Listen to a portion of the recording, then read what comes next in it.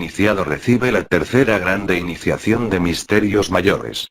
Entiendo que los residuos pocos, pequeños y no fuertes, quedan en el cuerpo mental, mientras los quema el cuarto grado de poder del fuego. Así pues, venga la batalla, venga la lucha, porque estamos en guerra contra el pueblo de Moab, los átomos del enemigo secreto. Ya el sol se acerca hacia su ocaso, y aun cuando todavía estoy en la cárcel, puedo dar por felizmente terminado el día 18, con una esquela que Julio Medina Vizcaíno me acaba de enviar. Dicha esquela dice así: Mi caro frater. Acabo de ir con el abogado donde el alcalde. Este salió de urgencia con el personero, para Orihueca, se fue a las 2 de la tarde, regresa en las primeras horas de la noche, así que quedé con el doctor Lazo, de ir a casa del alcalde, para que desde allá, dicte la orden de libertad, pues ya le preguntó al secretario que si el asunto estaba arreglado, y el secretario le dijo que tú, no tenías por qué estar ya detenido. Así pues, esperamos la llegada del alcalde, para pedir verbalmente lo que ya está pedido por carta, y que yo te remití. Como verás, todos estos hechos de salida de los funcionarios, es lo que ha venido a estorbar tu salida. El abogado anduvo rápido en las diligencias, pues te habían levantado un sumario, y para hacer un sumario, hay que oponer pruebas. Así pues, no hemos dejado un instante, y puedes tener la seguridad, que tu salida, se cumple tan pronto llegue el alcalde. Tuato. S.S. y compadre. Julio Medina. Así pues, el día 18, recibí la palabra de libertad, y mi abogado y el doctor Lázaro Lazo, ganó el pleito con una defensa formidable. Aquello fue toda una pieza jurídica monumental. El día 18 fue pues, un verdadero triunfo para mí. Marzo 19 de 1952. Ya el pleito está ganado, y solo falta que el alcalde entre en su oficina, para que me dé la boleta de libertad. Hoy celebran la fiesta de San José, y hoy que el alcalde, dice que está parrandeando. Un discípulo me informó que a las 10 a.m., el alcalde irá a la oficina, dice que para darme la boleta de libertad. Yo me pregunto a mí mismo. ¿El alcalde abandonará, aunque sea momentáneamente la parranda, para acordarse de mi humilde persona? Dos discípulos fieles, vinieron desde Barranquilla, a visitarme. Yo contesté sus saludos diciéndoles: aquí me tienen encerrado en esta cárcel, dice que por el gravísimo delito de curar enfermos. Los dos discípulos me contestaron pensativos. ¿De manera que hacer bien lo toman como mal? Enseguida les seguí mi conversación diciéndoles: aquí me siento alegre y poderoso, nada me acobarda, y he convertido mi cárcel en un monasterio. Así es como se ganan grados esotéricos. Hablé algo más con mis discípulos, y ellos se retiraron pensativos, esperanzados en que a las 10 de la mañana, habré de salir en libertad. Pero yo me sigo preguntando. ¿Dejará el alcalde su parranda, por acordarse de mí? Efectivamente, ya pasó la hora de las 10 a.m., citada por el alcalde. Se acercan las 11 de la mañana, y el alcalde no ha ido a la oficina. Está parrandeando. Mi abogado y don Julio Medina Vizcaíno, han concurrido al palacio, a la hora fijada por el alcalde, pero todo ha sido inútil, el alcalde no ha llegado, está parrandeando. Ciertamente, hoy es día de la fiesta de San José, y no hay servicio de oficinas. Pero el alcalde dio su palabra anoche, de que a las 10 a.m., iría a su despacho, únicamente por extenderme la boleta de libertad, y sin embargo, la palabra no fue cumplida. ¿Por qué? Hace algunos años atrás, no se necesitaban tantos documentos, ni tantos certificados, ni tantos requisitos para hacer un negocio. Un hombre daba su palabra, y la palabra de ese hombre, era un documento.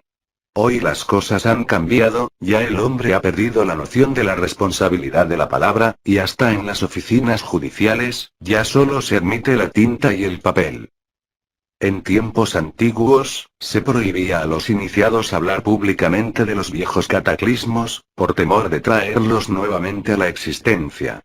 Los iniciados sabían bien, que la palabra tiene íntima relación con los 4 elementos de la naturaleza, y que hablar de un cataclismo, es tanto como evocarlo, y traerlo nuevamente a la existencia. Y por ello se prohibía a los iniciados, hablar de las viejas catástrofes fuera del templo. Toda palabra, cristaliza mediante los tactuas, y así es como la humanidad, se ha creado su vida actual, desastrosa y terrible, mediante el poder de la palabra. En la pasión de nuestro Señor Jesucristo, era imposible que faltara el gallo. Este animal simboliza al verbo. En la alta masonería esotérica, el chakra laríngeo, está representado por el grado oculto del gallo. Cuando el kundalini llega al cañón, o vértebra relacionada con la glándula tiroides, canta el gallo de la pasión. Todo el poder del verbo, reside en la fuerza sexual del gallo. Las 5 vocales de la naturaleza. I, E, O, U, A, viven resonando en toda la naturaleza. La vocal I, hace vibrar las glándulas pituitaria y pineal, y nos confiere el poder de la clarividencia. La vocal E, hace vibrar la glándula tiroides, y nos confiere el poder del oído oculto. La vocal O, hace vibrar el centro del corazón, y nos confiere la intuición. La vocal U, nos despierta el plexo solar, y nos confiere el poder de la telepatía. La vocal A, nos despierta los chakras pulmonares, y nos confiere el poder de recordar las reencarnaciones pasadas. Una hora diaria de vocalización, nos abre todos estos poderes ocultos. Se vocalizarán así.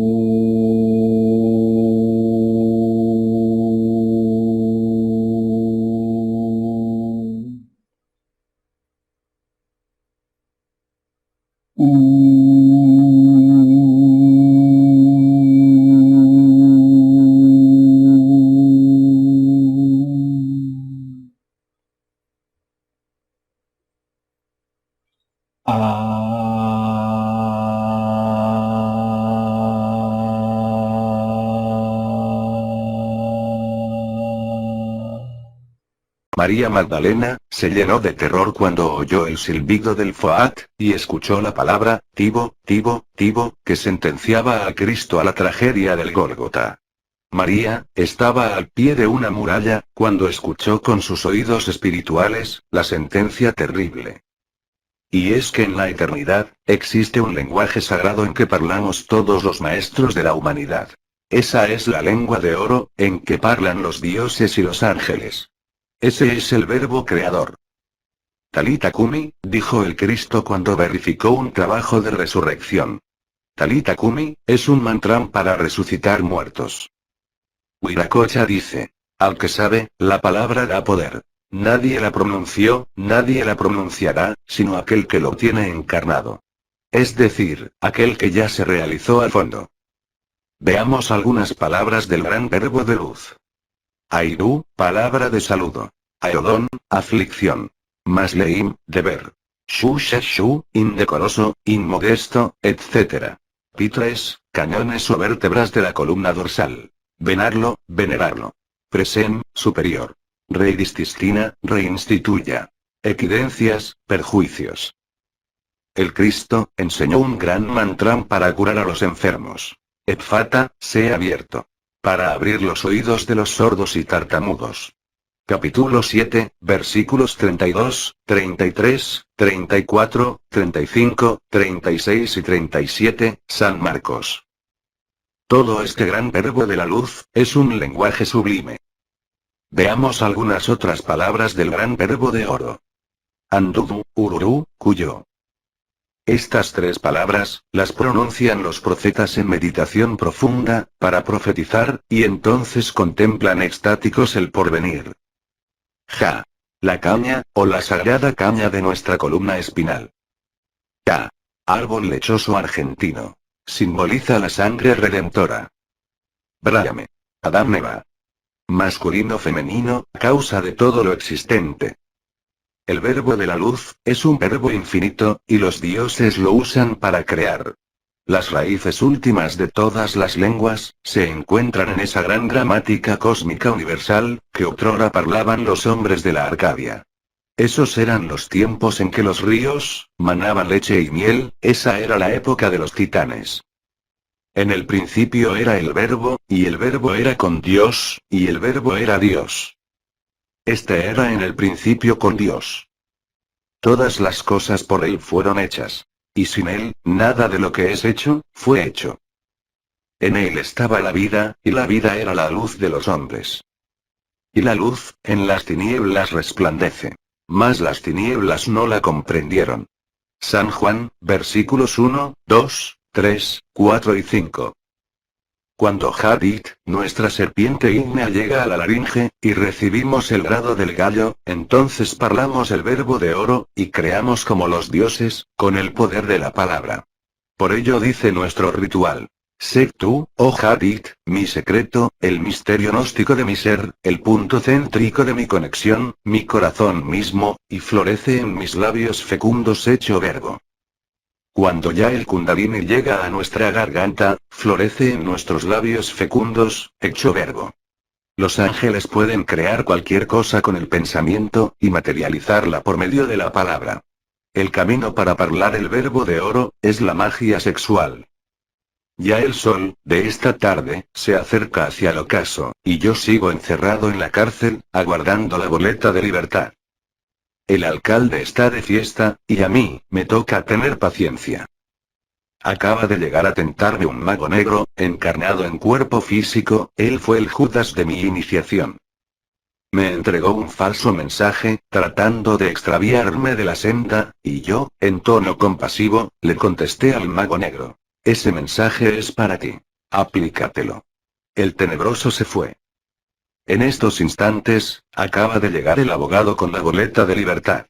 Yo recibí la boleta, fría y serenamente, y me despedí de los gendarmes. Así finalizó el día de hoy. Me dirigí a mi casa, y allí encontré al frater Julio, y a muchos otros hermanos espiritualistas, que alegres me recibieron y me estrecharon. Lo que eran los espiritualistas del siglo XX. Hijos de Acuario, ahora voy a contaros lo que eran los espiritualistas del siglo XX. Toda una horda de pseudosapientes, se disputaban la supremacía más abyecta y abominable, que haya conocido la historia del mundo. Diariamente se fundaban nuevas escuelas, que hacían las promesas más halagadoras, y que realmente no tenían en el fondo, más objetivo que los portamonedas.